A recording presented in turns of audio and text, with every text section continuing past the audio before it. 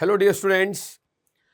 तो जैसा कि आप लोग अच्छे से जानते हैं कि आपका आगे बहुत एक इम्पॉर्टेंट एग्ज़ाम आने वाला है, जेईई एडवांस।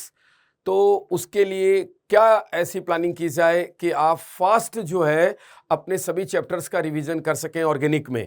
तो एलन आपको एक प्रोग्राम लेके आया है, क्विक रिवीजन, जिसमें हम बात करने वाले हैं आज नॉमेनक्लेचर ऑफ ऑर्गेनिक कंपाउंड्स की। आप जानते हैं कि ये टॉपिक भी काफ़ी इंपॉर्टेंट है। कभी कभी डायरेक्ट क्वेश्चन पूछ लिया जाता है, कभी इनसे क्वेश्चन के दौरान आ जाते हैं बीच बीच में, राइट। तो स्टार्ट करते हैं। सबसे पहले बात हम करते हैं क्लासिफिकेशन ऑफ ऑर्गेनिक कंपाउंड्स की। क्लासिफिकेशन ऑफ ऑर्गेनिक कंपाउंड्स में जो ऑर्गेनिक कंपाउंड्स हैं उनको हम दो पार्ट्स में डिवाइड करते हैं। आप अच्छे से जानते हैं और ये बात हम 10th से पढ़ते हुए आ भी रहे हैं। तो हम पहले वाले कंपाउंड्स को क्या बोलते हैं? ओपन चेन कंपाउंड्स कहते हैं, और दूसरे वालों को हम क्या बोलते हैं? क्लोज चेन कंपाउंड्स कहते हैं, राइट। अब हमें पता है कि ओपन चेन में कौन कौन आता है। तो सैचुरेटेड कंपाउंड्स आते हैं, अनसैचुरेटेड। सैचुरेटेड में हमें पता है एल्केन, अनसैचुरेटेड में एल्कीन, और कौन आता है? Alkyne, right. अब क्लोज में कौन आता है? तो होमोसाइक्लिक और हेट्रोसाइक्लिक कंपाउंड आते हैं। होमोसाइक्लिक में जो भी आपको कंपाउंड दिखेगा, चाहे वो एलिसाइक्लिक हो या एरोमेटिक हो, वो सब कार्बन के कंपाउंड होंगे। आप देखिए कि जैसे साइक्लोहेक्सेन है तो इसमें 6 कार्बन है, या साइक्लोब्यूटेन है तो 4 कार्बन की चेन है, ये बेंजीन है इसमें भी 6 कार्बन है, इसी तरह से ये एन्यूलिन है, राइट। बट हेट्रो में क्या होगा? एक दूसरा एटम होगा। अब जैसे यहां देखिए आप कि ये आपके सामने जो कंपाउंड लिखा हुआ है उसमें ध्यान से देखिए कि कार्बन यहाँ है, कार्बन यहाँ है, लेकिन बट एक ऑक्सीजन भी आपके साथ आ गया। तो इसका मतलब ये फिर हेट्रोसाइक्लिक कंपाउंड हो गया। इधर देखिए पिरिडीन का स्ट्रक्चर लिखा है, यहाँ हेट्रो एटम के रूप में कौन आ गया? नाइट्रोजन।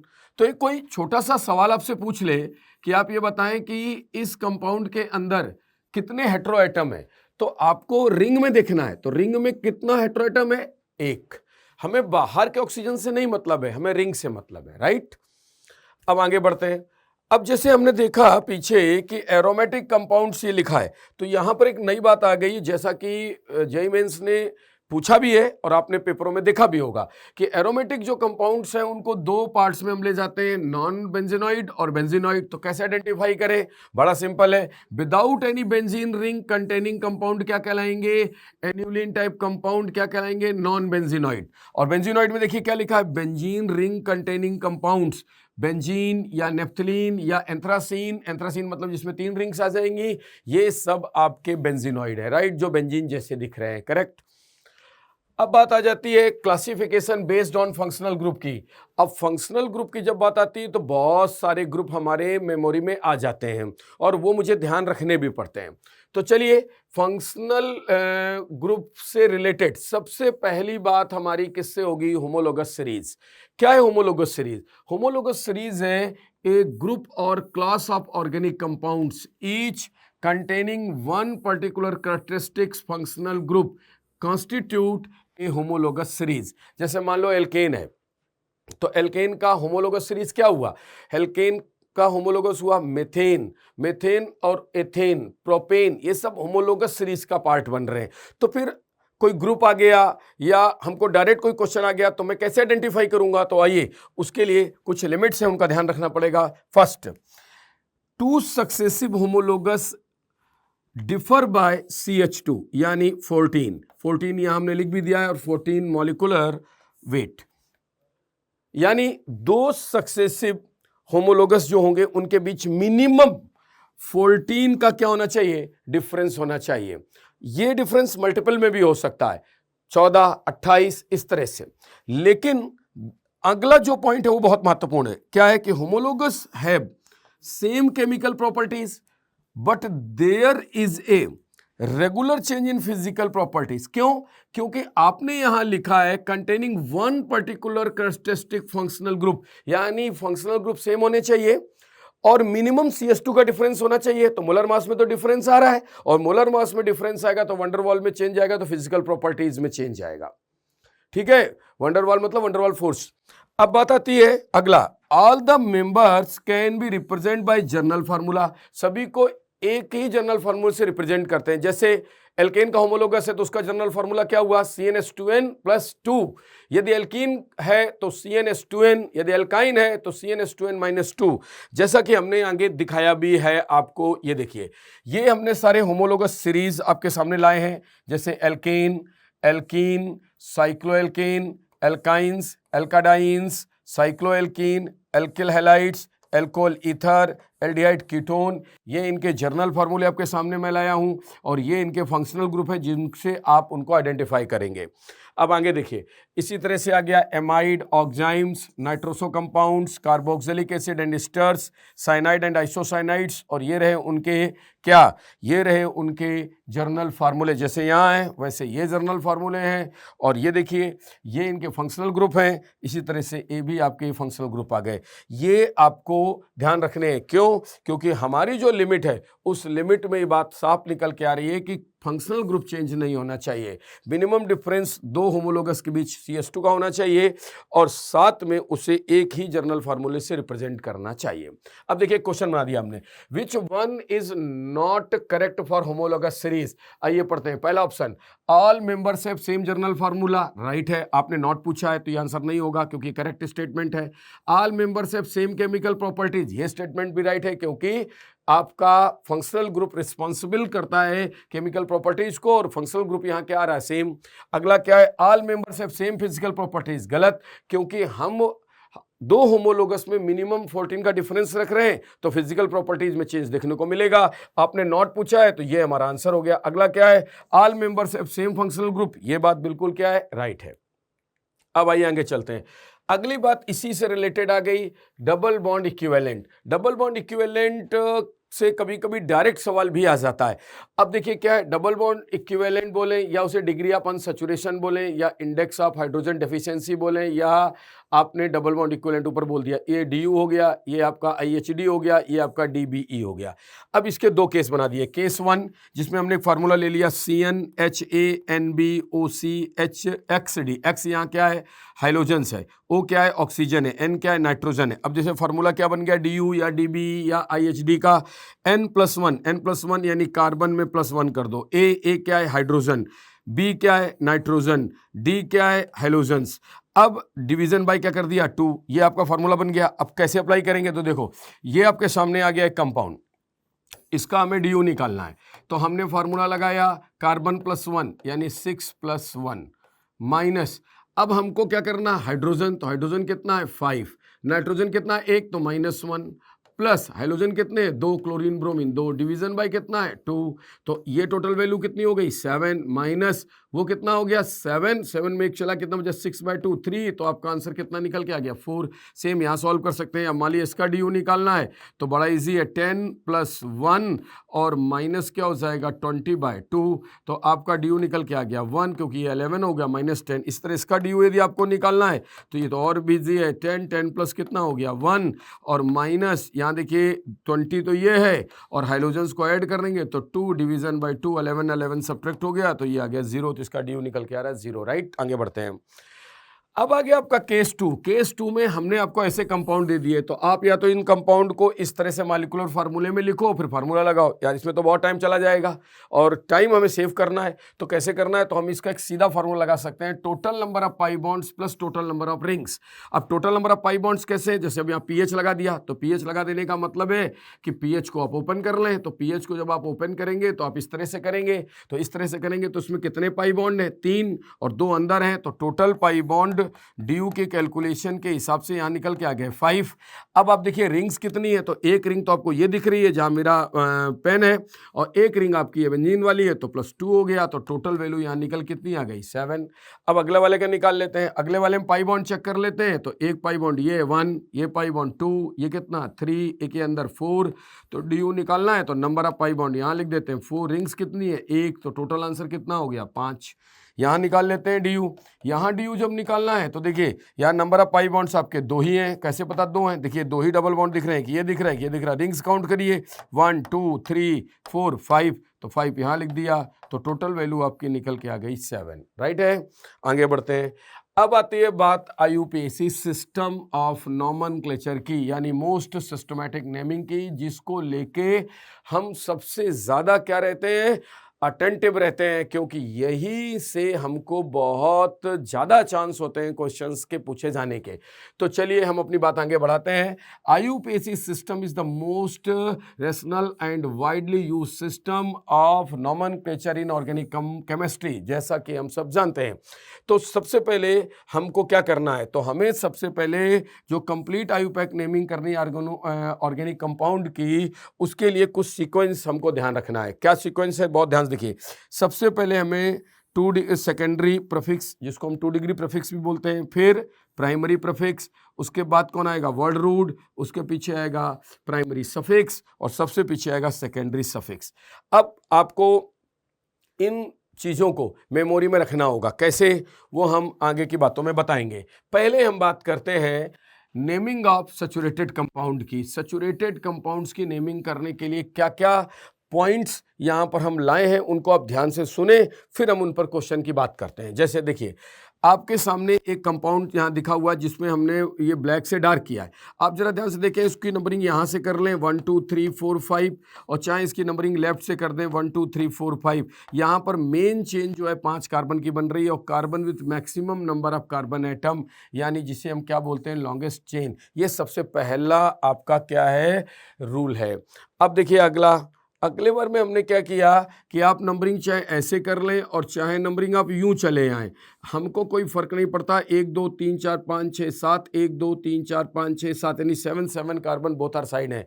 परंतु मैं इधर से नंबरिंग क्यों कर रहा हूं, क्योंकि मुझे इधर से नंबरिंग करने से 2 फायदे हो रहे हैं। अब देखिए क्या फायदे हो रहे हैं, और मैं इधर से भी करके दिखा रहा हूं यहाँ क्या फायदा नहीं हो रहा है आपको। 5 6 7, देखिए दोनों तरफ से 7 कार्बन है, लेकिन जब मैं इधर से जा रहा हूं, लेफ्ट टू राइट जा रहा हूं, तो ध्यान से देखिए 2 नंबर पर मुझे एक साइड चेन मिल रही है, और 3 नंबर पर भी मुझे एक साइड चेन मिल रही है। लेकिन जब मैं राइट से लेफ्ट की तरफ ऐसे आके और फिर नीचे जा रहा हूं, तो मुझे एक साइड चेन केवल 5 नंबर पर मिल रही है। और मैंने क्या लिखा, if number of carbon atom are same in more than 1 longest chain, यानी आप चाहे लेफ्ट टू राइट जाएं या राइट टू लेफ्ट आएं या राइट से ऐसे आते हुए नीचे आ जाएं, आपको यदि हर तरफ से लॉन्गेस्ट चेन सेम मिल रही है, तो फिर आपको क्या करना है, तो यहां लिखा that will be parent chain having more number of side chains. तो बताइए मोर नंबर ऑफ साइड चेन्स किधर से मिल रही है, जब हम L2R जा रहे हैं, इसीलिए हमने उसको काले से बंद किया है। राइट, आगे देखिए। अब ऐसी पोजीशन हो जाए जब चाहे आप नंबरिंग ऐसे कर लें चाहे कैसे भी कर लें, नंबर ऑफ साइड चेन भी क्या हो जाए, सेम हो जाए, और नंबर ऑफ कार्बन भी सेम हो जाए। जैसे मैंने लिखा कि number of side chain and also same, then that will be parent chain having its substitute at lowest number. इसको हम बोलते हैं लोएस्ट लोकेंट रूल। क्या बोलते हैं, लोएस्ट लोकेंट रूल बोलते हैं।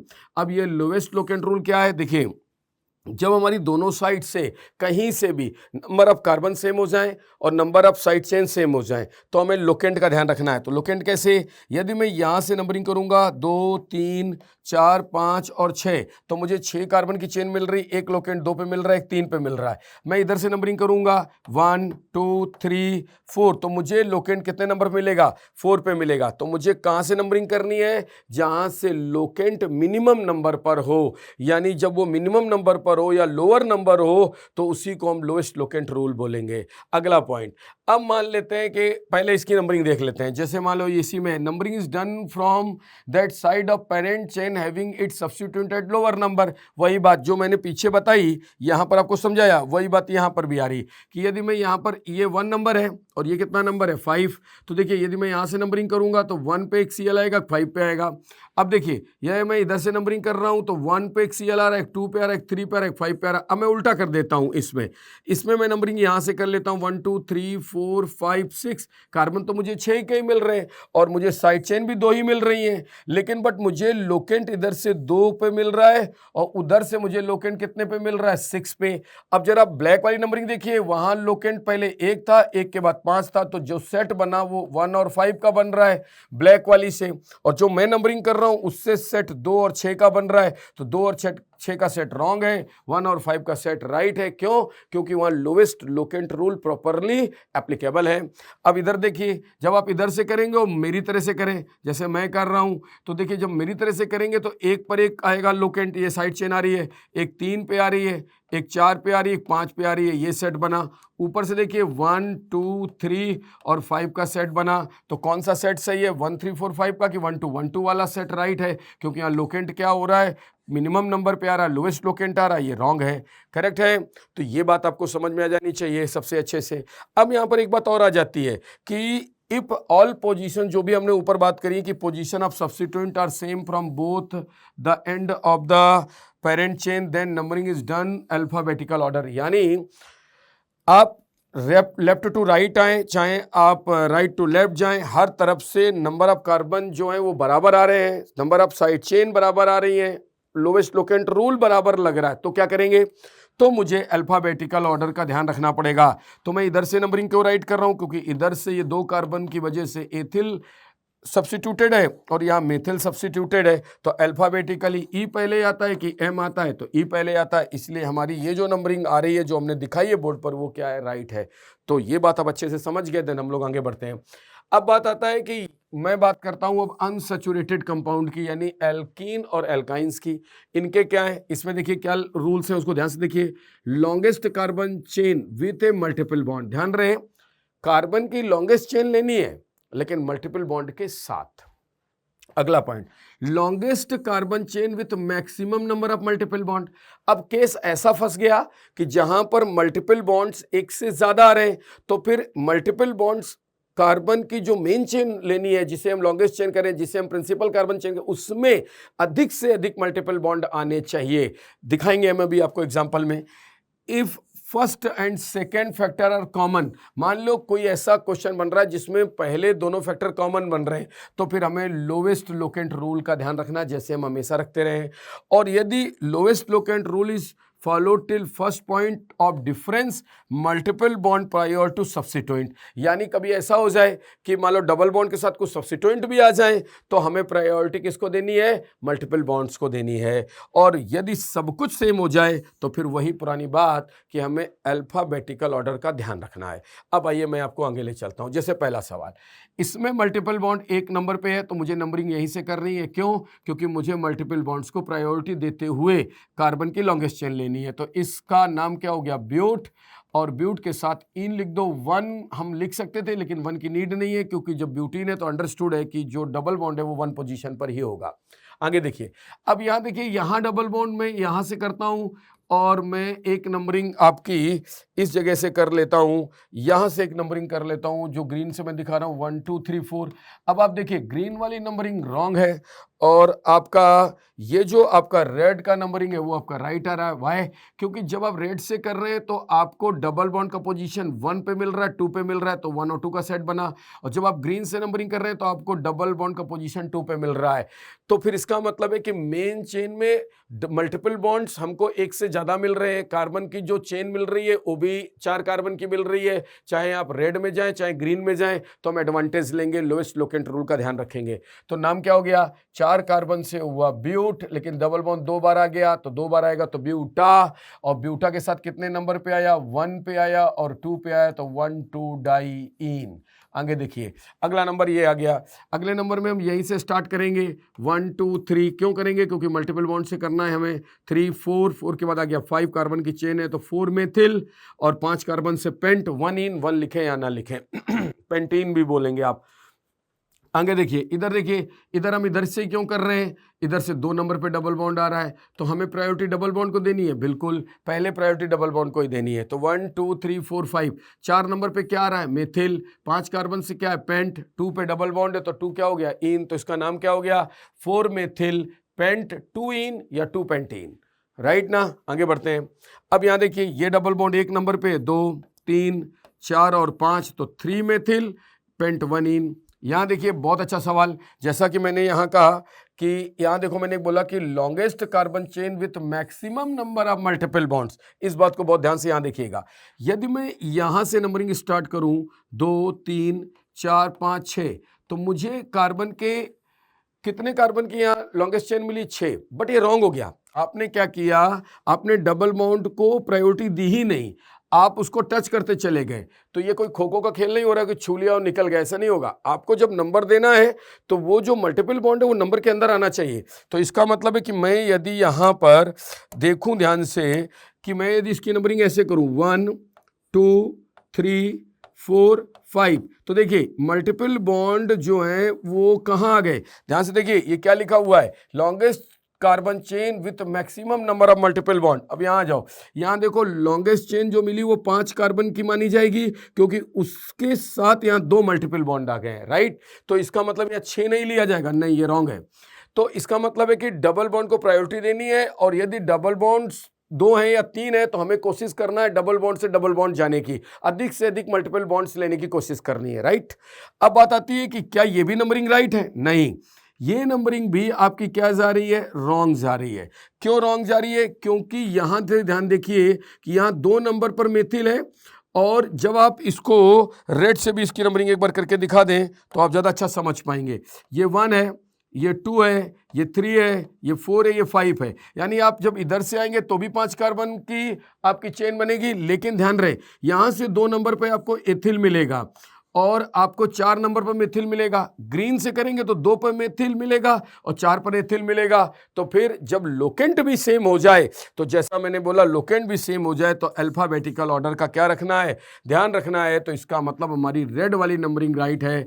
तो यहाँ पर 2 पर कौन निकल के आएगा, 2 पे निकल के आएगा एथिल, 3 पे कुछ भी नहीं है, 4 पर आपके क्या निकल के आएगा, मेथिल।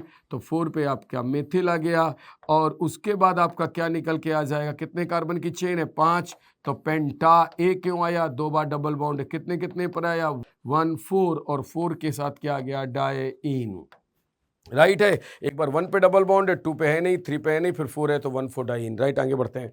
अब देखिए आगे naming of functional group. Naming of functional group में आप सिलेक्शन ऑफ मेन चेन जरा बहुत ध्यान से समझिएगा, क्योंकि मैंने यहाँ पर कुछ बढ़िया सा एक प्रायोरिटी लिखा हुआ है।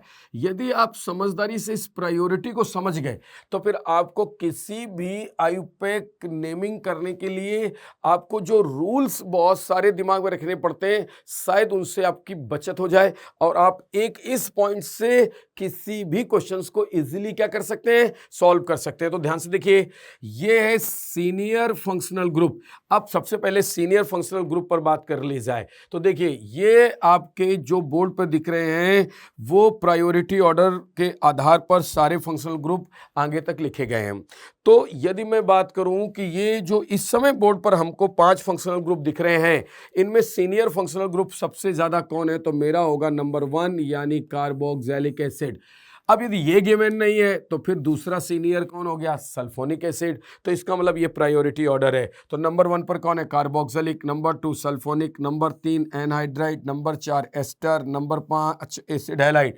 अब साथ में इनके प्रीफिक्स भी हैं, इसका प्रीफिक्स कार्बोक्सी, इसका सल्फो, इसका एल्कॉक्सी कार्बोनिल या एल्केनोइलॉक्सी या इसका हेलोफॉर्मिल, इसी तरह इसका सफिक्स ओइक एसिड, इसका सल्फोनिक एसिड, इसका ओइक एनहाइड्राइड, इसका एल्किल ओएट। एल्किलोएट इसलिए बोलते हैं कि एस्टर में जो भी पहले होता है, एथिल है, मेथिल है, जो भी पहले लिखा उसको पहले लिख देते हैं। तो मेथिल है तो मेथिल पहले लिख दिया, एथिल है तो एथिल पहले लिख दिया, उसका अल्फाबेट से कोई लेना देना नहीं होता, इसीलिए इसको एल्किलोएट बोलते हैं। और ये ऑयल हैलाइड है। आगे एक और बात सिखा दूं, एस्टर के 2 प्रीफिक्स हैं, एक है एल्कॉक्सी कार्बोनिल। तो इसका मतलब जब कोई कंपाउंड इस तरह से आपका जुड़ा हुआ होगा तो इतने हिस्से को बोलेंगे एल्कॉक्सी। यदि 1 कार्बन है तो मेथॉक्सी, 2 है तो एथॉक्सी, और इसको बोलेंगे कार्बोनिल। लेकिन यदि वही ग्रुप इस तरह से जुड़ा हुआ है, O COR से ऐसे जुड़ा हुआ है, तो देखो इसको बोलेंगे एल्केन ऑयल, ये हो गया एल्केन ऑयल। यदि मैंने 1 कार्बन ले लूंगा तो एथेन ऑयल, 3 कार्बन ले लूंगा तो प्रोपेन ऑयल, और O को क्या बोलेंगे, ऑक्सी। तो इस बात का भी ध्यान रखना, आगे मैं दिखाऊंगा। अब इसी तरह से अगला ग्रुप है 6ठे नंबर पर एमाइड, फिर साइनाइड, फिर आइसोसाइनाइड, फिर एल्डिहाइड, फिर कीटोन। इनके इसी तरह से ये क्या आ रहे हैं, आपके प्रीफिक्स, और इसी तरह से यहां पर आपके क्या आ रहे हैं, सफिक्स। अब आप यहां देख लीजिए, फिर 11 नंबर पे एल्कोहल, थायो एल्कोहल, एमीन, और ये इनके हैं प्रीफिक्स। हाइड्रोक्सी किसका प्रीफिक्स है, अल्कोहल का। मर्केप्टो किसका है, थायोअल्कोहल का। एमिनो किसका है, एमीन का। और वो उसके क्या है सफिक्स। आपका अल्कोहल का सफिक्स क्या है, ऑल। एसएच का सफिक्स क्या है, थायोल। और एमीन का सफिक्स क्या है, एमीन। ये प्रमुख आपके फंक्शनल ग्रुप है, इनको सीनियरिटी के आधार पर ये लिखा गया है। आपका 1 नंबर से स्टार्ट होते हुए ये 13 नंबर तक का है। अब आ जाते हैं आप यहीं। तो सबसे पहले आपको सीनियर फंक्शनल ग्रुप ढूंढना है उनमें से। तो आपको ये प्रायोरिटी टेबल जो अभी हमने दिखाई वो आपके मेमोरी में होनी चाहिए कि नंबर 1 पे कौन, नंबर 2 पे कौन। ये बिल्कुल ओरली आपको दिमाग में रखना है, तो आपको पता चल जाएगा सीनियर फंक्शनल ग्रुप कौन है। उसके बाद आप क्या सोचेंगे, maximum number of functional group वाली बात क्या आ गई वो भी सुन लें। जैसे अभी थोड़ी देर पहले देख रहे थे कि ये डबल बॉन्ड है, तो हम क्या कर रहे थे, एक डबल बॉन्ड है तो डबल बॉन्ड को प्रायोरिटी देते हुए कार्बन की लॉन्गेस्ट चेन के साथ जा रहे थे। लेकिन जब हमने देखा कि मोर देन 1 डबल बॉन्ड आ गए तो फिर हम डबल बॉन्ड से डबल बॉन्ड की तरफ ही गए और उसके आधार पर हमने कार्बन की लॉन्गेस्ट चेन को चुना। हम सीधा यदि जाते तो 6 कार्बन मिल जाते, but this is wrong, right. हमें डबल बॉन्ड को लेते हुए लॉन्गेस्ट चेन को चुनना था यदि मोर देन 1 डबल बॉन्ड या मोर देन 1 मल्टीपल बॉन्ड्स वहां प्रेजेंट थे। करेक्ट है। अब सेम ही थिंग यहां पर आ रही है कि यदि हमारे पास एक सीनियर फंक्शनल ग्रुप है तब तो कोई बात ही नहीं है, लेकिन वो सीनियर फंक्शनल ग्रुप 2 और 3 और मोर टाइम्स वहां मौजूद है, तो फिर मुझे ध्यान रखना होगा कि मुझे मैक्सिमम से मैक्सिमम यानी अधिक से अधिक उस सीनियर प्रायोरिटी फंक्शनल ग्रुप को मेन चेन में यानी जो हम प्रिंसिपल चेन ले रहे हैं उसमें लाना ही होगा, जैसा कि हमने अभी डबल बॉन्ड में दिखाया। आगे अब यदि मान लो एक ही फंक्शनल ग्रुप है सीनियरिटी में, तो मुझे ये maximum number of functional group वाली बात नहीं सोचनी है। तो फिर सीनियर फंक्शनल ग्रुप के बाद फिर कौन आएगा, मल्टीपल बॉन्ड। यानी एक बार मेन फंक्शनल ग्रुप प्रायोरिटी के आधार पर डिसाइड हो गया तो उसके बाद फिर मुझे अगली नंबरिंग जो देनी है वो मल्टीपल बॉन्ड को देनी है, जहां से वो मल्टीपल बॉन्ड पास होगा, राइट। फिर उसके बाद आएगा maximum number of carbon atom, यानी फिर हम कार्बन की चेन के बारे में सोचेंगे। और उसके बाद आएगा लोकेंट। लोकेंट का मतलब अधिक से अधिक लोकेंट लेने की कोशिश करेंगे, और लोएस्ट लोकेंट रूल आपको पता ही है कि इसके बाद आप लोएस्ट लोकेंट रूल का ध्यान रखेंगे। और उसके बाद यदि सब कुछ सेम हो जाए तो अल्फाबेटिकल ऑर्डर का ध्यान रखेंगे। तो देखिए आप, सैचुरेटेड कंपाउंड की आयुपेक नेमिंग से अनसैचुरेटेड की नेमिंग करते हुए ये आप फंक्शनल ग्रुप की नेमिंग में पहुंच गए, लेकिन मैकेनिज्म आपकी वही चली आ रही है, लेकिन जो बात आपकी ऐड हुई बस उसको आपको प्रायोरिटी रखनी है, बस इतनी बात ही ध्यान रखनी है। आगे चलिए, फिर बात आगे और भी बहुत सारी है कि the carbon atom being functional group, यदि कार्बन एटम फंक्शनल ग्रुप रख रहा है तो क्या होगा। साथ में ये भी ध्यान रखना है कि लोवेस्ट लोकेंट में सबसे पहले फंक्शनल ग्रुप, वो बात यहाँ हो ही गई, फिर मल्टीपल बॉन्ड हो ही गई, फिर सब्स्टिट्यूएंट, और सब सेम हो जाए तो अल्फाबेटिकल। तो ये अपना डिस्कशन हो गया। साथ में एक बात और है कि जो सीनियर मोस्ट फंक्शनल ग्रुप है, यानी जो प्रायोरिटी टेबल में ऊपर आ रहा है, जिसको आपने सीनियर फंक्शनल ग्रुप बोला है, उसका आप सेकेंडरी सफिक्स यूज करेंगे। क्या यूज करेंगे, सेकेंडरी सफिक्स। ये जो आपका सफिक्स दिख रहा है ये आपका 2 डिग्री सफिक्स ही है। 2 डिग्री सफिक्स को हम सेकेंडरी सफिक्स बोलते हैं, तो इसका ही आप यूज करेंगे। Other junior functional group written in prefix, यानी जो दूसरे जूनियर फंक्शनल ग्रुप होंगे, जैसे मान लिया कि एक अभी कोई नाम हम आगे अभी लाने वाले हैं, उनमें COOH लगा हुआ है और साथ में SO3H भी लगा है और COX भी लगा है। तो इसका मतलब जो मेन प्रायोरिटी फंक्शनल ग्रुप है प्रायोरिटी ऑर्डर के अंदर टेबल में ऊपर है, उसका तो लगेगा इस 2 डिग्री आपका सफिक्स। लेकिन जो बचे हुए जो भी फंक्शनल ग्रुप है, मान लो ये एक है, उसके बाद ये बचे हुए 10 और नीचे के लगा दिए आपने, तो इन सब के आपको क्या यूज करने हैं, प्रीफिक्स यूज करने हैं, और लिखने में अल्फाबेटिकल ऑर्डर का ध्यान रखना है। चलिए आइए आगे बढ़ते हैं। अब देखिए आपके पास क्वेश्चंस आ गए। सबसे पहले एक एल्डिहाइड आया, एक कीटोन आया। हमने देखा प्रायोरिटी में हम गए, हमारे मेमोरी ने मुझे इंडिकेशन किया कि एल्डिहाइड 9 नंबर पे है, कीटोन 10 नंबर पे है। इसका मतलब है कि एल्डिहाइड को प्रायोरिटी पहले मिलेगी तो ये 1, 1 के बाद आ गया 2, 2 के बाद 3, 3 के बाद 4, 4 के बाद 5। कितने कार्बन की चेन बनी, 5, 5 कार्बन की चेन बनने के बाद 3 नंबर पे क्या है, कीटोन, तो उसका लगेगा क्या आपका प्रीफिक्स, तो 3 ऑक्सो। यहां पर एक बात और समझाने की बड़ी महत्वपूर्ण है कि कीटोन के 2 यहां पर प्रीफिक्स आपको दिख रहे हैं, एक आपको कीटो दिख रहा है, एक आपको ऑक्सो दिख रहा है। तो आपको ध्यान क्या रखना है वो बहुत इंपॉर्टेंट है। यदि आपने यहां जरा ध्यान से देखिए कि आप जब नंबरिंग कर रहे हैं तो कीटोन के कार्बन को आपने मेन चेन में, यानी जो आपकी ये प्रिंसिपल चेन 5 कार्बन की बन रही है उसमें वर्ड रूट जो बन रही है उसमें आपने काउंट कर लिया है। तो यदि उसे आपने उसमें काउंट कर लिया है तो फिर आपको यूज करना है क्या, ऑक्सो। और यदि आप उसे काउंट नहीं कर रहे हैं तो यूज करेंगे कीटो। सेम यही बात एल्डिहाइड के लिए भी ध्यान रखेंगे। यदि आपने काउंटिंग कर ली तो ऑक्सो और काउंट नहीं किया तो फॉर्मिल। करेक्ट है।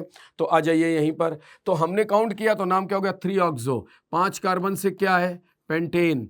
तो पेंटेन, पेंटेन का ई हटाओ, एल्डिहाइड का अल लगाओ। 1 लिखने की कोई नीड नहीं है क्योंकि 1 नंबर अंडरस्टूड है। आगे बढ़ते हैं। अब देखिए 2 प्रायोरिटी फंक्शनल ग्रुप है, एक COOH एक CHO है। अब फटाफट हम गए यार प्रायोरिटी टेबल देखी, अरे COOH तो 1 नंबर पे आ रहा है और CHO तो बहुत पीछे 9 नंबर पे है। तो प्रायोरिटी हम किसे देंगे, इसे 1। 1 के बाद यहां आ गए 2, 2 के बाद आ गए 3। इधर ही क्यों जा रहे हैं, क्योंकि लोकेंट पास है। 4, 5, 6 की चेन बन गई। अब आप देखो कि नंबरिंग 1 हमने यहां जरूर दी है लेकिन हमने फंक्शनल ग्रुप के कार्बन को काउंट नहीं किया है। ये एक बड़ी महत्वपूर्ण बात आ रही है, इसको बहुत ध्यान से सुनना। यदि हम फंक्शनल ग्रुप के कार्बन को काउंट नहीं कर रहे हैं और वो डायरेक्टली किसी रिंग से जुड़ा हुआ है, बेंजीन से जुड़ा हुआ है, या मान लो मैं ऐसे पेंटेन लिख के यहां डायरेक्टली कोई कार्बोनेटेड फंक्शन ग्रुप लिख दूं, कार्बन रिलेटेड मतलब जिसमें कार्बन है 1, 2, 3, 4, 5 लिख दूं, तो फिर ऐसे कंडीशन में हम क्या वर्ड यूज करेंगे। देखिए आप बोर्ड पर, जब हम ऐसे फंक्शनल ग्रुप जिनमें कार्बन है वो लेते हैं, तो जैसे मैंने यहां क्या लिखा, carboxylic acid C of COOH is not considered in parent chain. तो हम क्या यूज करेंगे, एल्केन कार्बोक्सिलिक एसिड, यानी जो भी है उसके साथ कार्बो एक स्पेशल वर्ड यूज करेंगे, इसीलिए हम इसे स्पेशल 2 डिग्री सफिक्स बोलेंगे। तो यदि मान लेते हैं यहां CHO होता तो क्या यूज करते, तो हम यहां यूज करते कार्बल्डिहाइड। क्या यूज करते, कार्बल्डिहाइड। यदि यहाँ CN होता तो क्या यूज करते, कार्बोनाइट्राइल। क्या यूज करते, कार्बोनाइट्राइल। यदि भैया यहाँ पर COX होता तो क्या यूज करते, तो यहाँ कार्बोनिल हैलाइड यूज करते, कार्बोनिल हैलाइड यूज करते। और हैलाइड में भी यदि F होता तो फ्लोराइड, Cl होता तो क्लोराइड, Br होता तो ब्रोमाइड, I होता तो आयोडाइड, CONS2 होता तो क्या यूज करते, तो कार्बोक्सामाइड यूज करते। यदि COOR होता तो क्या यूज करते, तो R को तो एल्किल आगे लिख देते और इसका अल्फाबेट से कोई मतलब नहीं, जो भी एल्किल होता मेथिल एथिल सबसे आगे, उसके बाद हम लिखते इसको कार्बोक्सिलेट।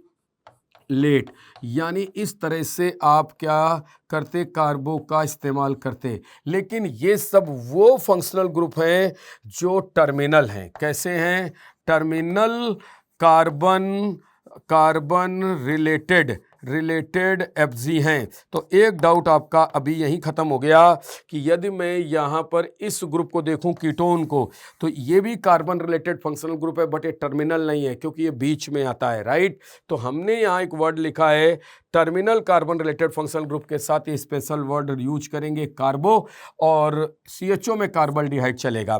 लेकिन ध्यान रहे ये तभी होगा जब हम उसके कार्बन को काउंट नहीं कर रहे हैं। करेक्ट। तो यहां नाम क्या लिखा जाएगा, इसको 2 फॉर्मिल। फॉर ऑक्सो क्यों नहीं लिखा, क्योंकि हमने इस CHO के कार्बन को भी काउंट नहीं किया। तो इसमें जो प्रीफिक्स लगेगा वो फॉर्मिल लगेगा। तो नाम क्या हो गया, 2 फॉर्मिल बेंजीन बेंजीन, और COOH को लिखेंगे कार्बोक्सिलिक एसिड। इसीलिए इसका नाम क्या हो जाएगा, तो इसका नाम हो जाएगा साइक्लोपेंटेन कार्बोक्सिलिक एसिड। नीचे आ जाओ। नीचे हमने देखो ये लिखा COOH के कार्बन को काउंट कर लिया। जब हम कार्बन को काउंट कर लेते oic acid, carbon of COOH considered in the parent chain, तो हम एल्केनोइक एसिड यानी ओइक एसिड पर बात करते हैं। देखिए यहां पर हमने कार्बन को काउंट किया है 1, 2 3 और एल्डिहाइड के कार्बन को भी काउंट कर लिया, क्योंकि हमें यहाँ कार्बन की जो बड़ी चेन कितने की मिल गई, 4 की। अब हमें कार्बन की ये जो पेरेंट चेन 4 कार्बन की मिल गई, उस पेरेंट चेन के अंदर, उस मेन चेन के अंदर हमने कार्बन को काउंट किया है फंक्शनल ग्रुप के। कौन से फंक्शनल ग्रुप? ये वाले functional group, terminal carbon related functional group.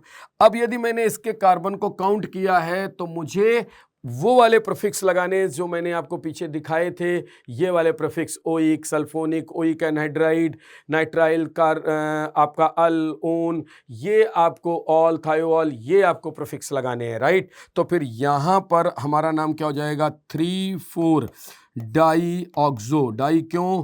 क्योंकि कीटोन का कार्बन भी काउंट है एल्डिहाइड का, तो उसके लिए ऑक्सो है, हमने पीछे दिखाया था अभी आपको। तो 3,4 आप वीडियो में तो कोई भी चीज़ को आगे पीछे करके आराम से धीरे धीरे भी सुन सकते हैं।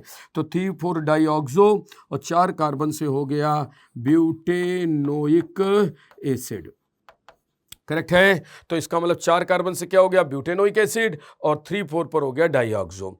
अब यहाँ पर एक बात महत्वपूर्ण आ रही है जो यही समझानी है मुझे, बहुत ध्यान से देखिएगा। यदि मैं कल के लिए Cl लगा दूं और यहाँ CH2 CH2 और COOH लिख दूं, तो देखो 1 2 3, यहाँ पर जो आपको मैंने ये नेम लिखे थे, इन नेमों में साइनाइड आ जाइए। यहाँ देखिए आपके सामने केवल एक ही हमने क्या लिखा हुआ है, प्रीफिक्स लिखा हुआ है, जबकि यहाँ हमने कीटोन में और एल्डिहाइड में ये 9 नंबर और 10 नंबर वाले में 2-2 लिखे थे। तो इसका मतलब है कि आईयूपैक नेमिंग ने एल्डिहाइड और कीटोन के लिए एक स्पेशल प्रीफिक्स यूज़ किया है। वो क्या है वो मैंने तुम्हें समझा दिया कि यदि मैं उसके कार्बन को काउंट कर लूँगा तो मुझे ऑक्सो लगाना है। तो इसका मतलब है कि वो साइनाइड में वो नहीं है ना, तो फिर हमें उसके कार्बन को काउंट नहीं करना ना, यानी मेन प्रायोरिटी फंक्शन ग्रुप से नंबरिंग स्टार्ट करेंगे और यहां रुक जाएंगे, अब आगे का कार्बन काउंट नहीं करेंगे। तो फिर क्या हो जाएगा, 3 साइनो, क्या हो जाएगा, 3 साइनो प्रोपेनोइक एसिड। ऐसे करके हम कोई दूसरा ग्रुप भी ले सकते हैं एस्टर का, जैसे हमने COO और यहाँ ले लिया C2H5, ये मैं थोड़ी लाइन खींच देता हूँ यहाँ पर, और ये CH2 है और यहाँ पर हमने COOH ले लिया। तो हम यहाँ 2 ही कार्बन की चेन गिनेंगे, उसको छोड़ देंगे। अब ये जो बचा ये किससे रिलेट हो रहा है, फटाफट आ जाओ देखो आप, ये रिलेट हो रहा है इस वाले पार्ट से, COOR। देखो COOR, देखो आके ध्यान से, COOR। तो इसका मतलब है कि इसको अपन बोलेंगे क्या, तो देखो हमने वहां तुम्हें सिखाया था, देखना जरा, जब वो इधर से जुड़ेगा तो हम बोलेंगे एल्कोक्सी कार्बोनिल, और जब वो O की साइड से जुड़ेगा तो हम उसे बोलेंगे एल्केनोइल ऑक्सी। तो फिर यहां क्या यूज होगा, तो आइए दिखाते हैं अभी आपको। तो यहां यूज होगा, इसको क्या बोलेंगे, एथॉक्सी, CO को क्या बोलेंगे, कार्बोनिल, तो 2 ethoxy carbonyl, carbonyl 2 ethoxy carbonyl, और 2 कार्बन से हो जाएगा एथेनोइक एसिड। मुझे लगता बात आपको अच्छे से समझ में आ गई होगी कैसे हमें इनकी नंबरिंग करनी है। अब देखिए कुछ नाम हम और ले आए, जैसे इसका नाम है साइक्लोप्रोपेन कार्बोक्सिलिक एसिड, क्योंकि हम इसके कार्बन को काउंट नहीं कर रहे हैं। यहाँ देखिए, यहाँ हम इसके कार्बन को नहीं काउंट करते हुए कार्बन की बड़ी चेन के साथ 6 पे आ रहे हैं। तो 4 नंबर पर क्या है, एक 2 नंबर पर एक साइड चेन आ रही है, तो 4-2 पर क्या है, कार्बोक्सी, 2 कार्बोक्सी CARBOXY, और 3 कार्बन से क्या है, प्रोपिल। तो ये आ गया आपका 2 कार्बोक्सी प्रोपिल 4 नंबर पर, और टोटल कितने कार्बन है, 6, तो साइक्लोहेक्सेन, और आगे हो जाएगा कार्बोक्सिलिक, और आगे लिख देंगे हम इसको एसिड। तो ये हो जाएगा 4-2 कार्बोक्सी, 2 कार्बोक्सी क्योंकि 2 पे कार्बोक्सी है, 3 कार्बन की चेन है तो प्रोपिल है, टोटल जो मेन चेन है वो 6 कार्बन की है, तो साइक्लोहेक्सेन, कार्बन काउंट नहीं किया तो कार्बोक्सिलिक एसिड। एक बहुत बढ़िया सवाल 3rd नंबर पे आ रहा है, बहुत ध्यान से सुनना। 3rd नंबर वाले इस क्वेश्चन को ध्यान से देखो, ये ओपन चेन कंपाउंड है और वो रिंग कंपाउंड्स थे जिसमें हम ये बात अभी तक कर रहे थे। ओपन चेन कंपाउंड्स के लिए एक रूल है कि यदि 3 similar carbon related FG, carbon related ये वाले देखो, ये टर्मिनल वाले, ये FG 3 या मोर देन 3 एक साथ एक कार्बन पर या एक चेन में जुड़ जाएं तो भी हम कार्बो का इस्तेमाल कर सकते हैं। कैसे, यदि मैं यहाँ 1 दे दूं तो इसका नाम क्या हो जाएगा, एक कार्बन से क्या, मेथेन, फिर 1,1,1 try carboxylic acid, try carboxylic acid, right है, क्लियर है, बात समझ में आ गई। अब यदि मैं मान लो यहाँ पर आगे भी ऐसे बहुत सारे तुम्हें क्वेश्चंस अभी कराऊंगा, पहले एक और बात दिखा दूं कि यदि मैं यहाँ पर, जैसे यहाँ पर मैं एक चीज़ और लिख रहा हूँ, जैसे मैंने यहाँ CH2CHO लिख दिया, यहाँ पर मैं CH-CHO लिख दिया और यहाँ मैं CH2CHO लिख दिया। तो अब मुझे पता है कि मैं यहाँ नंबरिंग 1 2 3 ऐसे कर सकता हूँ और मैं इनके कार्बन को नहीं गिनूंगा क्योंकि ये 3 है। लेकिन यदि ये 2 बार यूज होता CHO तो फिर नहीं कर सकते थे। फिर कैसे करते? फिर तो उसका वही तरीका है, ओल्ड तरीका, उसको तो आपको ध्यान रखना ही है। वो कैसे होता?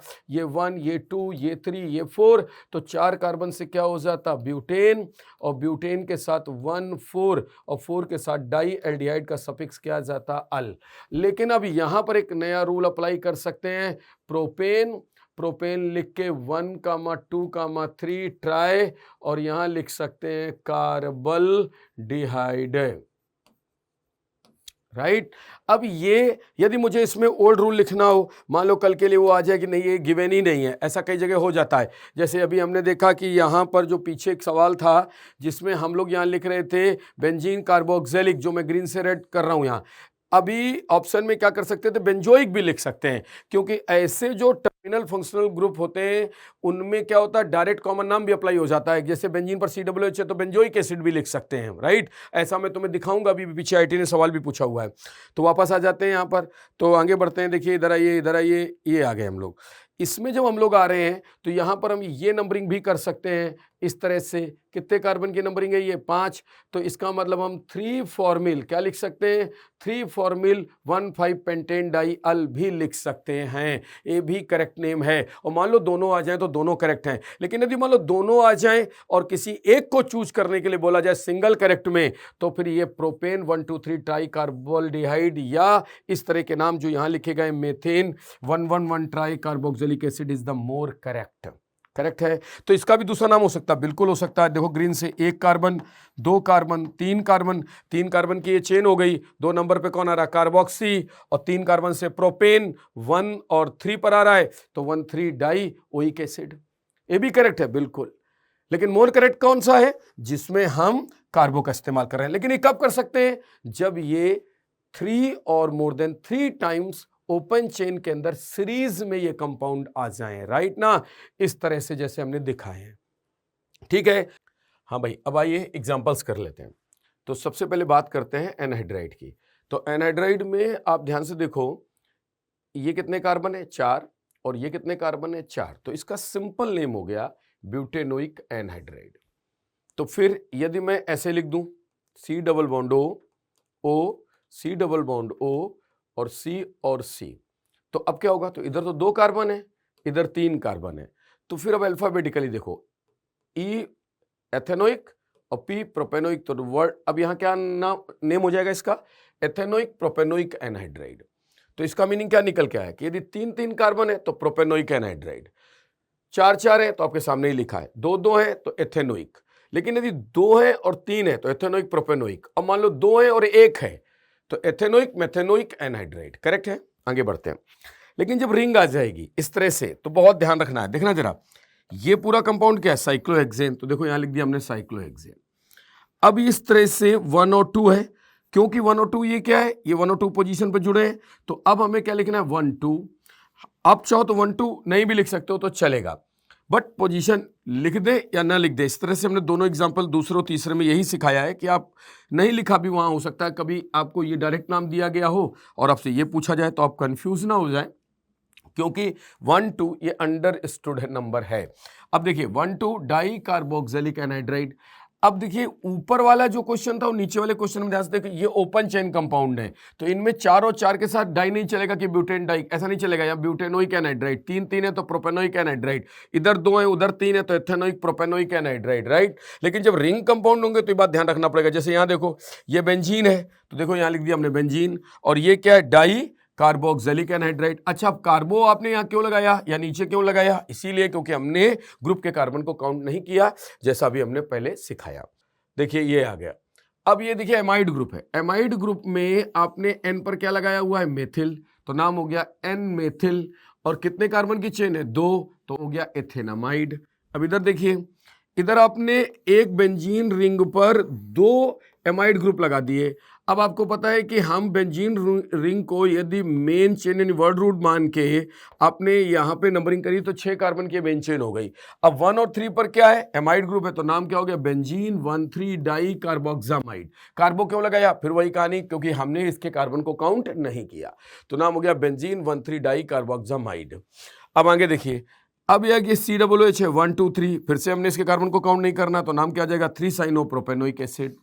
आगे देखिए, अब देखो ये 3 CN एक साथ आ गए एक ही चेन में, तो हमने आपको पीछे बताया कि यदि 3 कार्बन एक साथ एक चेन में आ जाएं तो हम उनकी काउंटिंग नहीं करें, तो नाम क्या हो जाएगा, प्रोपेन 1 2 3 ट्राई कार्बोनाइट्राइल, राइट। लेकिन यदि मान लो वही ऑप्शन गिवन ही ना हो ये वाला, तो क्या करेंगे, तो हमने तुम्हें सिखाया था कि यहां पर कि यदि मैं फिर उसकी नंबरिंग इस तरह से करूंगा 1 2 3 4 5, तो अब इसमें कितने कार्बन की चेन हो गई, 5, तो हम इसका नाम लिख सकते हैं 3-साइनोपेंटेन 1,5 डाइनाइट्राइल, राइट। लेकिन ये दोनों ऑप्शन गिवन हो और सिंगल करेक्ट की बात की जाए तो मोर करेक्ट आपका यही रहेगा। लेकिन ध्यान रहे, ओपन कंपाउंडों में कम से कम 3 या 3 से अधिक एक जैसे टर्मिनल वाले फंक्शनल ग्रुप वो भी कार्बन रिलेटेड होने चाहिए, ये बात पीछे भी मैंने कई बार बोल दी है। अब आगे देखिए, उसको क्वेश्चन भी करा दिए आपको, यहाँ जाइए। अब देखिए यहाँ एल्कोहल भी है और कीटोन भी है, तो प्रायोरिटी कीटोन को मिलेगी, तो 1 2 3 4 5 6, तो main priority functional group ketone है, तो इसका मतलब इनके क्या लगेंगे, प्रीफिक्स, तो कितने प्रीफिक्स आ रहे हैं 2 4 6, तो try hydroxy cyclohexane 1 3 5 try own.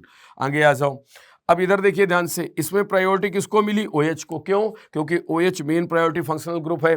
अब उससे नंबरिंग आप करोगे तो आपको लोकेंट का ध्यान रखना है, नीचे आओगे तो 2 पर आपको Cl मिलेगा, लेकिन ऊपर 2 पे Cl आपको ये चेन मिल रही है और 3 पर एक साइड चेन आपको और मिल रही है, तो लोकेंट आपका 2 3 का उस तरफ बन रहा है। यदि मैं नीचे से चलता 1 2 3 4 5 6, तो हमारा जो लोकेंट का सेट है वो नंबर में क्या आ जाता, बड़ा आ जाता, और हम लगाते हैं लोएस्ट लोकेंट रूल, तो हमारे लिए यही नंबरिंग राइट है।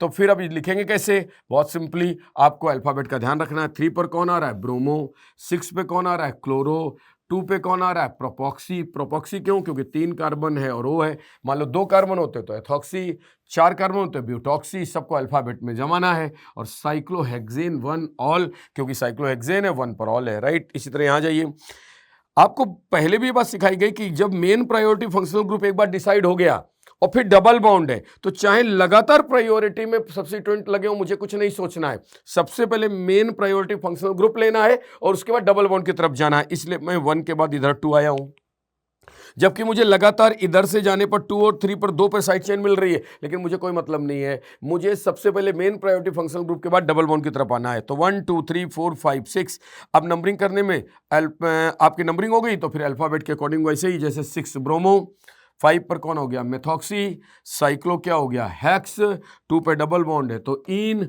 और 1 पे क्या हो गया, ऑल। अब ये देखिए, ये इपॉक्सी रिंग है, अब इपॉक्सी रिंग है, ये 1 है, ये 2 है, ये 3 है।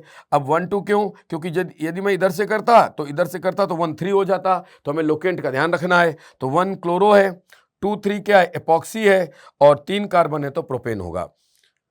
अब आ जाते हैं ऐसे कुछ ऑर्गेनिक कंपाउंड्स के नोमेनक्लेचर की बात कर लेते हैं जो एरोमेटिक कंपाउंड से रिलेटेड है, राइट। तो देखिए, सबसे पहले अपन एरोमेटिक की जब कहीं बात स्टार्ट करते हैं कभी भी, तो हमारे सामने सिर्फ बेंजीन ही हमें दिखता है, क्योंकि हम उसी से सब कुछ क्या करते हैं, कोरिलेट करते हैं या फॉर्म करते हैं, बनाते हैं।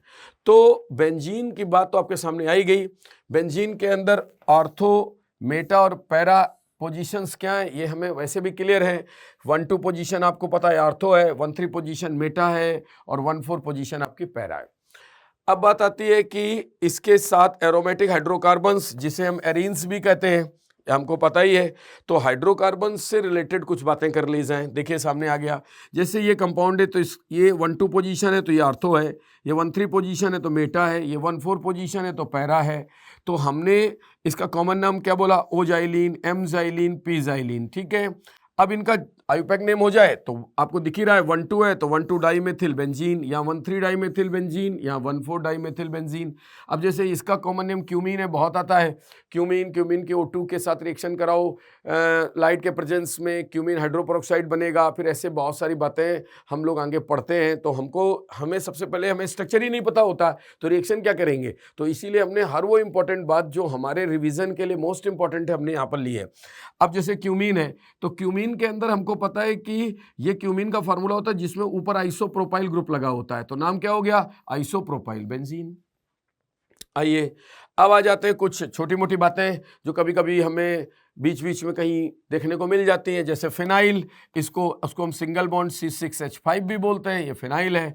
अब यदि एक फ्री वैलेंसी यानी मोनोवैलेंट है तो ये हो गया बेंजाइल। अभी देखो बाईवैलेंट है तो बेंजल 2 फ्री वैलेंसी है, 3 फ्री वैलेंसी है, ट्राईवैलेंट है तो बेंजो। अब देखो इधर, जैसे देखो ये बेंजिल है, इधर देखो पीछे एक फ्री वैलेंसी मोनोवैलेंट है तो हमने बेंजिल बोला, वापस आ जाओ ये बेंजिल है, OH लगा दिया तो एल्कोहल, NH2 लगा देंगे तो एमीन, Cl लगा देंगे तो क्लोराइड, तो यदि Cl लगा दिया तो नाम बेंजिल क्लोराइड, NH2 लगा दिया तो बेंजिल अमीन, OH है तो बेंजिल अल्कोहल। अब पीछे आना देखना अब आप देखो इसमें 2 आपके क्या है फ्री वैलेंसी यानी बाईवैलेंट है ये, और इतने हिस्से को आपने क्या बोला है बेंजल। तो अब आप यहां देखो आके ये वाला हिस्सा आपका क्या है बेंजल, CHO लगा दिया तो एल्डिहाइड, तो नाम क्या हो गया बेंजल्डिहाइड।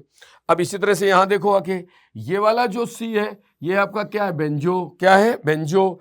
अब ये बेंजो है तो ये वाला C यहाँ हो गया बेंजो, और बेंजो के साथ ये एसिड है तो लगा क्या दिया इक एसिड, तो बेंजोइक एसिड। अच्छा तो मान लो मैं यहां लिख देता CN तो क्या हो जाता, अरे कुछ नहीं हो जाता, ये हिस्सा है बेंजो, Cl को बोलते हैं नाइट्राइल तो नाम हो जाता बेंजो नाइट्राइल। यदि आप दिमाग का यूज कर रहे हो तो बहुत आसानी से इस टाइप के कॉमन नेमिंग को आप आसानी से समझ भी पा रहे हो और आप इसको कर भी लोगे, राइट। अब आगे बढ़ते हैं। अब जैसे कोई बेंजीन के ऊपर एक CH3 उसे हम टॉल्यूइन बोलते हैं। अब उसका यदि ये फ्री वैलेंसी हो जाए तो उसे हम आर्थोटोलाइल कहते हैं, और यदि ये फ्री वैलेंसी हो जाए तो उसे मेटाटोलाइल कहते हैं, और ये फ्री वैलेंसी हो जाए तो इसे पैराटोलाइल कहते हैं। अब आ जाते हैं कुछ और नेम एग्जांपल्स के, जैसे ये एल्डिहाइड है, ये साइनाइड से, तो साइनाइड प्रायोरिटी में कहाँ आता है पहले, तो साइनाइड को 1 मिलेगा, ये 2, ये 3, ये 4, ये 5, ये 6, तो नाम क्या हो गया 4 ब्रोमो 2 फॉर्मिल बेंजीन कार्बोनाइट्राइल। और यदि बेंजीन कार्बोनाइट्राइल गिवन नहीं है तो बेंजोनाइट्राइल सही है, राइट। ऐसा हम तुम्हें आईटी का क्वेश्चन दिखाएंगे भी जहां पर बेंजीन कार्बोनाइट्राइल गिवन नहीं था, बेंजोनाइट्राइल गिवन था। आगे आ जाइए। अब जैसे ये कार्बोक्सिलिक एसिड है तो उसको फर्स्ट प्रायोरिटी मिलेगी, तो 2 मेथिल बेंजोइक एसिड या बेंजीन कार्बोक्सिलिक एसिड, और इसको हम टॉल्यूक एसिड भी कहते हैं क्योंकि टॉल्यूइन है और उसमें COOH लगा तो टॉल्यूक एसिड होगा। ओ क्यों, क्योंकि आर्थो है।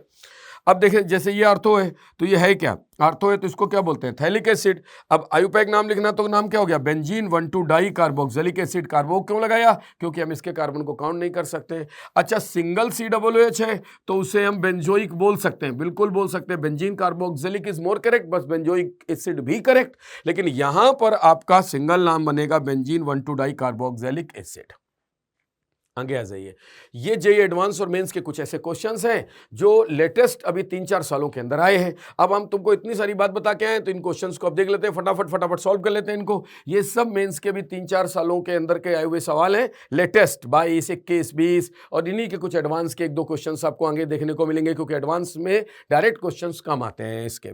अब आइए फटाफट बात करते हैं। 1, 2, 3, 4। अब आगे जाए चाहे पीछे जाए एक ही बात, तो ये हमको मेन चेन, क्योंकि हमें मल्टीपल बॉन्ड्स को प्रायोरिटी देते हुए कार्बन की लॉन्गेस्ट चेन लेनी, तो 6 कार्बन इधर आ गए, तो 4 पर तुम्हारा एथिल है और 3 पर कौन है मेथिल, तो 4 एथिल 3 मेथिल, 6 कार्बन है हेक्स 2 इन, इसका आंसर हो गया डी। आगे बढ़ते हैं। इसमें main priority functional group COOH, यहां से स्टार्ट करो 1, 2, 3।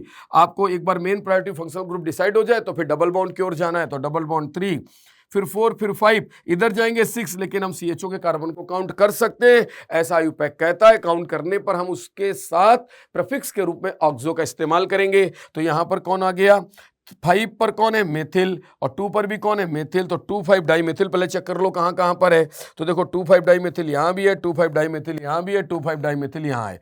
अब आगे ऑक्सो देख लेते हैं, 6 ऑक्सो, यहां भी 6 ऑक्सो है, यहां पर कहीं नहीं है, तो 6 ऑक्सो।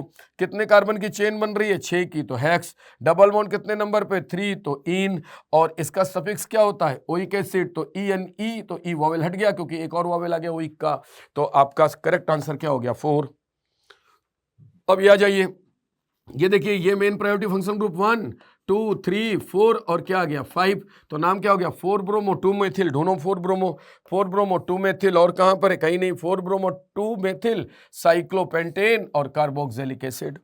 ये बहुत इजी नेम आते हैं, मतलब आपने देखो कि आपने जो डिस्कस किया, जो पीछे बातें हमने बताई है, तुमने उनको ध्यान से सुन लिया, समझ लिया और वीडियो को 2-3 बार रिपीट करके देख लिया, तो ये समझ लो ये पॉइंट आपका बिल्कुल क्लियर है। आगे बात करते हैं, जल्दी से बात करते हैं। CHO देखिए ये 1 है, 1 के बाद किधर जाएंगे, इधर आएंगे 2 2 3 3 के बाद 4 4 5 5 के बाद आया 6। क्यों? क्योंकि 1 के बाद 2 आ रहा है, लोएस्ट लोकेंट रूल का ध्यान रखना है हमको, मेन प्रायोरिटी फंक्शनल ग्रुप हमें मिल ही गया, तो बाकी जो बचे सब सब्स्टिट्यूएंट हैं, तो हमको लोएस्ट लोकेंट रूल का ध्यान रखते हुए आगे बढ़ना है।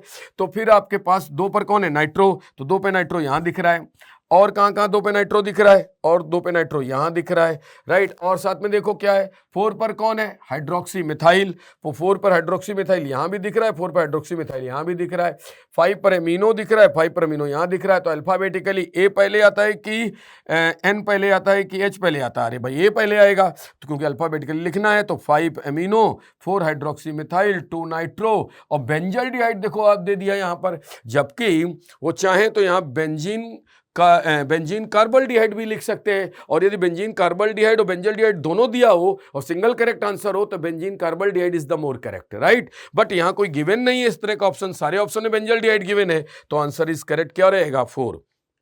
आगे बढ़ जाओ।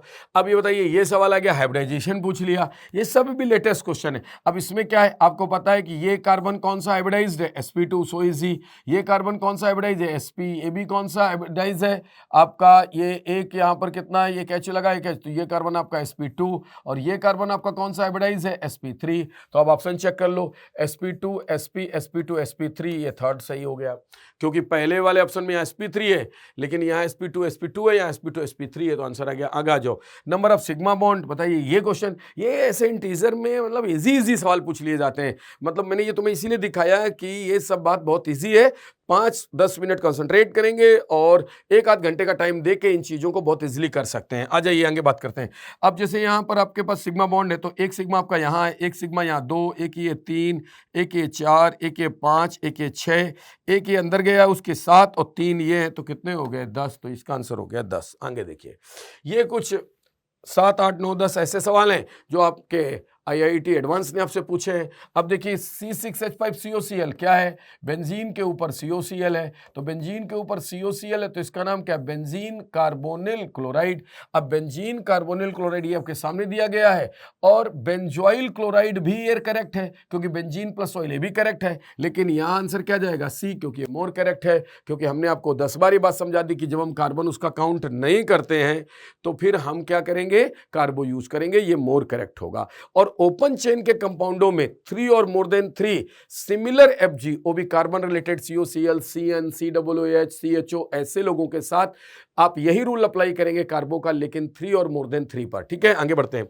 IUPAC name of the following compound is, यहां देखो CN है, ये नंबरिंग 1 है, 1 के बाद कहां जाएंगे 2 3 4 5 6, ये IIT का आया हुआ सवाल है। 2 पर ब्रोमो है, 5 पर हाइड्रोक्सी है, 2 पर ब्रोमो 5 हाइड्रोक्सी यहां है, और कहीं पर नहीं दिख रहा है। और ये क्या है, बेंजोनाइट्राइल, क्यों, क्योंकि बेंजीन के साथ CN, तो बेंजोनाइट्राइल, और यदि यहाँ बेंजीन कार्बोनाइट्राइल होता तो वो मोर करेक्ट होता। अब हम लोग कुछ ऐसी चीज़ों पर बात कर लेते हैं जो बहुत इंपॉर्टेंट तो नहीं है, परंतु हमारे लिए यूजफुल है। जैसे बात करें सबसे पहले बाईसाइक्लिक, यानी बाईसाइक्लो कंपाउंड। क्या है bicyclo compound, 2 rings are fused at 2 carbon, then prefix bicyclo used, carbon chain should be taken in decreasing order, right? कैसे, हम आपको आगे के पॉइंट्स में सिखाते हैं डायरेक्टली। ये कुछ पॉइंट्स हैं जिनको आप रीड कर सकते हैं, राइट। आइए अब देखो, जैसे ये देखो 2 रिंग्स आपने क्या करिए 2 रिंग्स, देखो यहाँ क्या लिखा, 2 rings are fused at 2 carbon, ये देखिए 2 rings fused at 2 carbon है ये, तो ये आपके ब्रिज कार्बन है। तो जब भी आपको नंबरिंग करनी है यहीं से करनी है। अब नंबरिंग यहां से करनी है तो कैसे करनी है, तो देखो इन्होंने क्या बोला, इन्होंने बोला कि नंबरिंग करने पर जो आप बात करेंगे वो कैसे करेंगे, टेकन इन डिक्रीजिंग ऑर्डर। तो मतलब जरा समझिएगा टेकन डिक्रीजिंग ऑर्डर का। अभी फिलहाल इस क्वेश्चन को ध्यान से देखें तो इसमें दोनों तरफ से रिंग्स क्या आ रही है, सेम आ रही है। तो 1 2 3 4 5 6 7 8 9 और क्या आ रहा है 10। तो यहां जो नाम आपका बनेगा बाईसाइक्लो, इस वाली रिंग के अंदर ये कार्बन जो कितने हैं 4, और ये कार्बन कितने हैं 4, तो 4 4, और बीच में देखिए कोई कार्बन नहीं है तो 0 और टोटल कार्बन है 10 तो आ गया आपका डेकेन। करेक्ट है। अब आप जरा यहां देखिए इस कंपाउंड को, इसमें भी 2 रिंग फ्यूज्ड है लेकिन ये रिंग 6 कार्बन की है और ये रिंग 5 कार्बन की है। तो अब देखिए नंबरिंग का तरीका, अब नंबरिंग का तरीका यहां बदलेगा। कैसे बदलेगा देखिए, ये करना अपन को इसी ब्रिज से 1 2 3 4 5 6, यानी पहले बड़ी रिंग में जाएंगे फिर छोटी रिंग में जाएंगे, इसलिए यहां एक वर्ड यूज हुआ है टेकन इन डिक्रीजिंग ऑर्डर। तो अब देखिए 6 7 8 और ये क्या गया 9, तो लिखेंगे कैसे, इस रिंग में छूटे वाले कार्बन कितने हैं 4, तो 4 पहले क्योंकि डिक्रीजिंग में लिखना, इधर छूटे कितने 3 है तो 3, बीच में यहां कोई कार्बन नहीं है तो 0 और टोटल कार्बन कितने 9 तो नो नेम। अब यहां देखिए ये इसमें क्या हुआ 22 साइक्लो, इधर भी 2 है इधर भी 2 है तो 2,2, बीच में क्या हो गया 0, 6 कार्बन है तो क्या हो गया, कुल टोटल कितने कार्बन है 6, 6 कैसे 1 2 3 4 5 और 6 तो हेक्सेन। सेम थिंग यहां भी क्या जाएगा 22 साइक्लो 1 1, बीच में कोई कार्बन नहीं 0, टोटल कार्बन 4 तो ब्यूटेन। अब आप यहां देखो इस कंपाउंड को देखो, इसको मैं लिख कैसे सकता हूं, इसको मैं ऐसे लिख सकता हूं ऐसे। अब ये देखिए इधर 2 कार्बन ये तो 2 कार्बन ये, 2 कार्बन ये तो 2 कार्बन ये, बीच में आपका क्या 1 है तो ये 1 है, यहां बीच में कुछ नहीं है, कैसा दिख रहा है जैसे यहां कोई कार्बन है, नहीं है वो ऊपर से इमेज है, वो ऐसे ऐसे रखा हुआ है ऐसे। अब देखिए इधर ये नंबर यहीं से होगी 1 2 3 4 5 और 6 और बीच में कौन सा ये आ गया 7 नंबर, तो देखो 7 नंबर है तो सबसे पहले 22 साइक्लो, इधर कितने 2, उधर भी कितने 2, बीच में अब एक कार्बन आ गया 1 और 4 के तो यहाँ 1 और हेप्टेन। पहले क्या हो रहा था, पहले बीच में एक भी कार्बन नहीं आ रहा था 1 और 6 के तो 0 आ रहा था, यहाँ भी कोई नहीं आ रहा तो 0 था, राइट ना। अब देखिए यहाँ पर एक कार्बन आ गया तो ये 1 आ गया, 7 कार्बन तो हेप्टेन। सेम थिंग इधर आ जाओ, इसको भी इसी तरह से लिख लो जैसे मैंने यहाँ लिखा था, ऐसे यूं और यूं मिला दो, ये बन गया। तो अब नंबरिंग कैसे करोगे 1 2, ये ब्रिज कार्बन तो 1 2 3 4 5 6 7 और क्या आ गया 8, तो आपके पास आ गया 22 साइक्लो और इधर भी 2 इधर भी 2 तो 2 2, बीच में भी 2 क्योंकि बीच में भी देखो ये 2 कार्बन आ रहे हैं, टोटल 8 तो ऑक्टेन। करेक्ट है। अब इसी में एक बात कोई और थोड़ा सा घुमा दे, आपको ऐसे लिख दे, ऐसे और ऐसे ऐसे ऐसे करके जोड़ दे। अब आप क्या करोगे, ऐसा सवाल आ जाए आपको तो आप क्या करने वाले हो, तो आप ये करने वाले हो कि यहाँ देखो मैं जो यहाँ से ब्लैक कर रहा हूँ यहाँ से नंबरिंग आप करोगे तो अब 1 2 3 4 5 आपको इधर ही आना पड़ेगा। क्यों जानते हैं, क्योंकि अंदर की अब ये रिंग जो है आपकी ये बड़ी हो रही है 5, फिर कहीं भी चले जाए इधर या इधर 6 7 8 और कितना आ गया 9, 9 कार्बन है। तो अब नाम कैसे लिखेंगे, नाम लिखेंगे 22 साइक्लो और अंदर कितने कार्बन है 3, फिर है 2 2 और बंद कर दो ब्रैकेट में, अंदर 3 कैसे, ये देखो एक ये देखो दिख रहा है, एक ये दिख रहा है 2, एक ये दिख रहा है 3 और बाहर इधर 2 उधर 2 तो 3 2 2, टोटल कार्बन कितने 9, तो यहाँ क्या आ गया नो नेम। राइट है भाई। अब आ गया जाओ फटाफट इधर देख लो, इधर जब नंबरिंग करेंगे तो हम यहाँ से स्टार्ट करेंगे 1 2 3 4, क्यों इधर से कर रहे हैं, क्योंकि डबल बॉन्ड यहाँ से आ रहा है। अच्छा सपोज दैट मान लेते हैं कोई एग्जाम्पल ऐसे लिखा होता इस तरह से और यहां पर ये इस तरह से लिखा होता और यहां OH होता और यहां डबल बॉन्ड होता, इधर भी 2 ही कार्बन थे इधर भी 2 ही कार्बन थे, नंबरिंग जंक्शन से स्टार्ट करके आपको इधर आना होता। क्यों, क्योंकि इधर आपका मेन FG लगा है, एल्कोहल लगा है, तो फिर उसके बाद 3 4 के बाद आपको डबल बॉन्ड पर 5 6 लेके बीच में 7 आना होता, ये तरीका होता। यहां पर क्या, यहां कोई मेन फंक्शनल ग्रुप नहीं है तो आपको प्रायोरिटी मल्टीपल बॉन्ड को देनी है और इधर भी 2 कार्बन इधर भी 2 कार्बन है तो आपको इधर से होते हुए जाना है। तो 1 2 3 4 5 6, 5 क्यों, क्योंकि 5 पर Br आ गया 6, फिर 7 8 कोई भी आप ले सकते हो। अब यहां एक इंपॉर्टेंट बात ये निकल के आ रही कि सपोज दैट कभी ऐसा होता कि डबल बॉन्ड जिस साइड होता उधर कार्बन की रिंग छोटी होती और इस तरफ की रिंग बड़ी होती, तो फिर हमें बड़ी रिंग की तरफ से ही जाके डबल बॉन्ड की तरफ जाना होता, ये सोचते हुए कि हमें मिनिमम नंबर कैसे मिलेगा। करेक्ट है। तो आप देखिए यहां नाम क्या हो गया 5 ब्रोमो 22 साइक्लो, इधर भी 2 इधर भी 2, बीच में 2 तो 2,2,2 ऑक्ट 2 इन। इसका नाम क्या हो जाएगा, इसका नाम हो जाएगा 22 साइक्लो, इधर 2 इधर 2, बीच में क्या आ जाएगा 1 और 7 कार्बन से आ जाएगा हेप्ट, 5 पर क्या आएगा इन और 2 पे क्या आएगा ऑल। राइट, आगे बढ़ते हैं। अब आ जाते हैं स्पाइरो। स्पाइरो का मतलब है कि 2 rings are fused at 1 carbon. तो दोनों में अंतर क्या है, बहुत सिंपल अंतर है। देखो 2 रिंग फ्यूज्ड एट 2 कार्बन और यहां देखो 2 रिंग फ्यूज्ड एट 1 कार्बन, यानी इसका मतलब है कि ये ऐसे करके किसी एक ही कार्बन पर 2 रिंग फ्यूज्ड हो जाएंगी, तो इसको हम क्या बोलेंगे, स्पाइरो, राइट। इसमें जो हम लेंगे वो इंक्रीजिंग ऑर्डर है। जैसे यहां जो भी हम नंबरिंग लिख रहे हैं वो डिक्रीजिंग ऑर्डर में लिख रहे हैं। जैसे हम यहां लिख रहे हैं 3 2 2, यानी बड़ा नंबर पहले फिर छोटा नंबर। यहां क्या होगा, छोटा पहले लिखा जाएगा, बड़ा बाद में लिखा जाएगा। इतना अंतर है, आ जाते हैं, बात कर लेते हैं। अब जैसे यहां देखिए, ये स्पाइरो रिंग है, ये रिंग छोटी है तो प्रायोरिटी अब छोटी रिंग को मिलनी है। लेकिन अभी क्या कर रहे थे, अभी ये कर रहे थे कि आप जहां से ये ब्रिज पॉइंट था वहीं से नंबर स्टार्ट कर रहे थे। अब आप क्या कर रहे हैं, ध्यान से देखिएगा। अब आप ये कर रहे हैं कि आप इस ब्रिज पॉइंट के फर्स्ट वाले कार्बन से नंबरिंग करेंगे। तो 1 2 3 4 5 6 7 8, छोटी रिंग पहले, बड़ी रिंग बाद में। छोटी रिंग में 3 कार्बन, तो ये 3, बड़ी में कितने, 1 2 3 4, तो ये 4 आ गया। टोटल कार्बन 8, तो ऑक्टेन स्पाइरो, राइट। अब आगे देख लो, स्पाइरो छोटी में 3, बड़ी में 1 2 3 4 5, और टोटल कार्बन 9, तो नोनेन। नंबरिंग हमेशा उसके एडजेसेंट पॉइंट से। इसी तरह यहां देखो, नंबरिंग यहां 2 से, तो इधर 2 कार्बन, इधर कितने, 1 2 3 4 4, टोटल कार्बन 7, तो हेप्टेन। अब एक और मैं अच्छा सा कोई क्वेश्चन बनाता हूं। ऐसे करके हमने ऐसे और ऐसे लिख दिया, यहां डबल बॉन्ड लगा के यहां डबल बॉन्ड लगा दिया। अब हमें नंबरिंग करना छोटी से, तो हम यहीं से स्टार्ट करेंगे। क्यों, क्योंकि मुझे डबल बॉन्ड 1 पे मिल रहा है। 2 3 4, 4 के बाद यहां 5 आएंगे, तो अब मुझे ऊपर नहीं जाना, मैं नीचे आ सकता हूं। क्यों, क्योंकि मुझे अगला डबल बॉन्ड पास लेना। 7 8 9 और क्या आ गया, 10। तो नाम बताइए क्या हो गया, नाम हो गया स्पाइरो। और स्पाइरो के साथ इधर कितने कार्बन है, 4, इधर 1 2 3 4 5, और टोटल कार्बन आपके कितने हैं, 10। तो 10 से हो गया आपका डेक। 2 बार डबल बॉन्ड आया तो डेका, एक बार 1 पे आया, एक बार 6 पे आया। डाई डाई के साथ क्या आ गया, इन। आप चाहो तो यदि कोई फंक्शनल ग्रुप लगा दोगे, तो ध्यान रहे फंक्शनल ग्रुप यदि बड़ी रिंग में लगा तो आना तो छोटी रिंग से ही है, बट ये ध्यान रखते हुए आना कि कहां से वो फंक्शनल ग्रुप पास है। और यदि वो छोटी रिंग में लगा है और यदि वो आपके इन्हीं पॉइंट पे लगा जहां 1 और 4 है, तो आप तो डायरेक्ट कर सकते हो। यदि लेकिन 2 पे लगा है या आगे और कहीं लगा है, तो आपको ये सोच के नंबरिंग करना है कहां से वह पास है। ठीक है, थैंक्स। तो ये आपका क्विक रिवीजन प्रोग्राम का ये पहला चैप्टर जो था classification and nomenclature of organic compounds, ये कंप्लीट होता है। धन्यवाद।